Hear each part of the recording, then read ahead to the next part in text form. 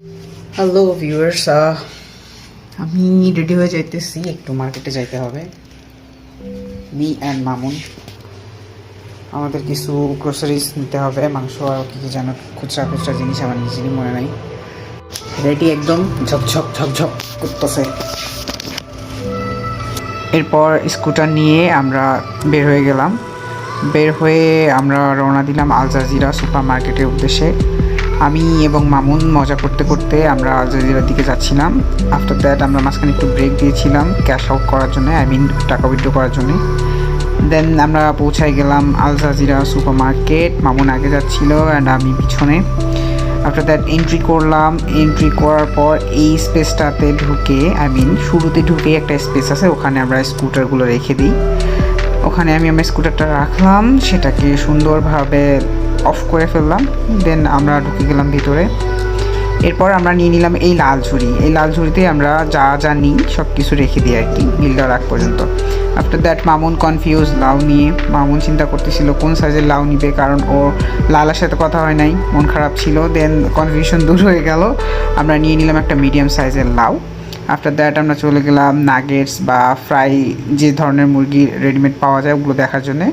তো আমরা এখান থেকে কিছু নিই নাই, আমরা জাস্ট ডিরেক্টলি দুটো মুরগি নিয়ে নিয়েছিলাম এই উইকের জন্যে।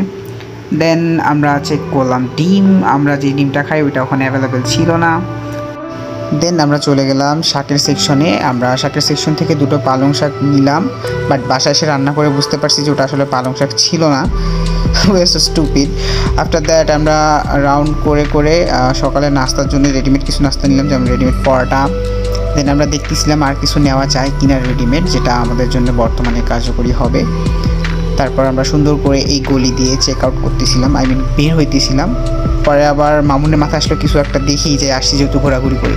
দেন মামুন জুতা, স্যান্ডেল, মোজা এসব দেখা স্টার্ট করলো। আমি করি নাই, বিকজ আমার সাইজ এখানে অ্যাভেলেবেল না। দেন আমরা এই রোড দিয়ে বেরোচ্ছিলাম। আমরা মিল্ক নিয়ে নিলাম আমার জন্য স্পেশালি, মামুন বলছে ওর আসেও খাবে না। আফটার দ্যাট আমি পটগুলো চেক করতেছিলাম, বাট দাম দেখে আমার মনে হয়েছে দরকার নাই ভাই, রেখে দিই। এরপরই আমরা কিছু শসা বেছে নিয়ে নিলাম। তারপরে আমরা সেগুলোকে ওজন করার জন্য চলে গেলাম ওজন করার সেকশনে। ওখান থেকে আমরা প্যাক করে ওজন করে চলে গেলাম বিল দিতে। বিলের ওখানে আমি ভিডিও করতে পারি নাই, রিজন হচ্ছে যে ওখানে ভিডিও করার পারমিশন নাই। তারপর সব প্যাকেট নিয়ে আমরা জোরপূর্বক স্কুটিতে এটা ঝুলাই দিয়ে স্কুটি নিয়ে এক্সিট নিয়ে নিলাম। তারপর আমার হুলিয়াটা দেখাতে দেখাতে আমি জোর করে মামুনের হুলিয়াটাও নিয়ে আসলাম ক্যামেরার সামনে। তারপর আমরা সুই করে চলে গেলাম একটা বাঙালি রেস্টুরেন্টে।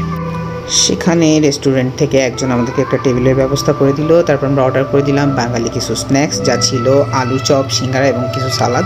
এগুলো খেতে খেতে আমরা গল্প করতে করতে সময় দেখি নাই, পরে দেখি